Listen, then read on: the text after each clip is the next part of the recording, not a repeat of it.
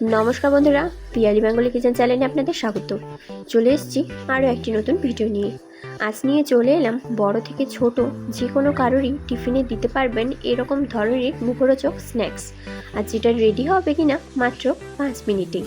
হাতে যদি খুব অল্প সময় থাকে তাহলে এটা একবার ট্রাই করে দেখতেই পারেন। যতটা ক্রিস্পি আর ততটাই দারুণ স্বাদ। তাই পুরো ভিডিওটা স্কিপ না করে দেখতে থাকুন। আর তার সাথে আমার ভিডিওগুলো যদি একটু ভালো লেগে থাকে অবশ্যই আমার চ্যানেলটিকে সাবস্ক্রাইব করে পাশে থাকবেন।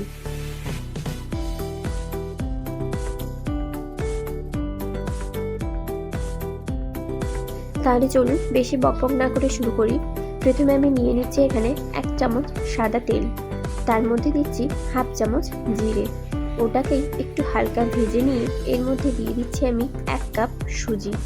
এরপর এটাকে বেশ খানিকক্ষণ নেড়ে নিতে হবে, আর এটাতে যেন কোনো ছোঁয়া ভাব না থাকে। এবার এর মধ্যে দিচ্ছি আমি 1.5 কাপ পরিমাণ জল। হালকা একটু নেড়ে চেড়ে এটার মধ্যে দিয়ে দেব আমি একটা পরিমাণ সেদ্ধ করা আলু, যেটাকে আমি ম্যাশ করে দিয়েছি।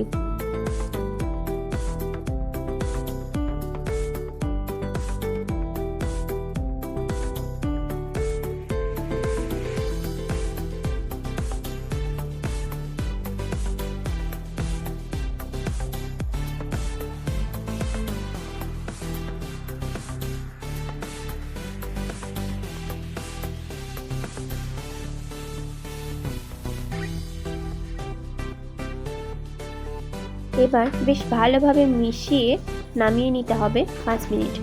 একটু ঠান্ডা হয়ে যাওয়ার পরে, মানে যেটাতে আপনারা হাত দিতে পারবেন সেই রকম হয়ে এলে এটাকে মেখে নিতে হবে। আর তার আগে দিচ্ছি কিছুটা মশলা, লবণ, বিট লবণ স্বাদ মতো, চিলি ফ্লেক্স,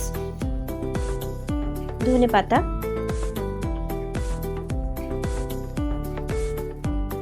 আর দিচ্ছি স্বাদ মতো চিনি। এবার এটাকে বেশ ভালোভাবে মেখে নেব।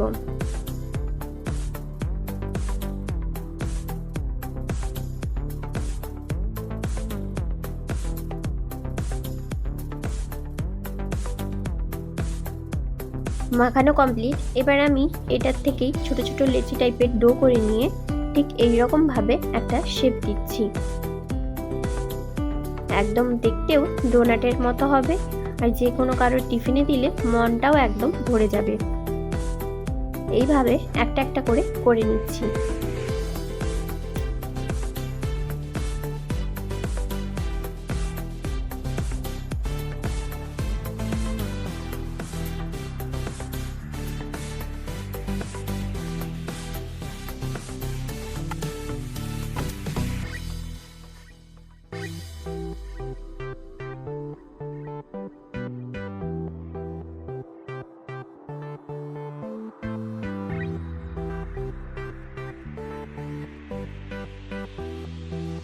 অপরদিকে কড়াইতে বেশ কিছুটা তেল দিয়ে ডিপ ফ্রাই করে নিতে হবে।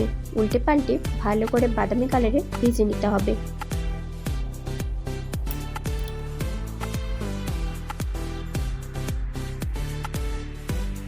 যখন ভাজা হয়ে যাবে তখন ঠান্ডা হলেই ওটার ওপর থেকে কিছুটা পরিমাণে চাট মশলা ছড়িয়ে পরিবেশন করতে হবে।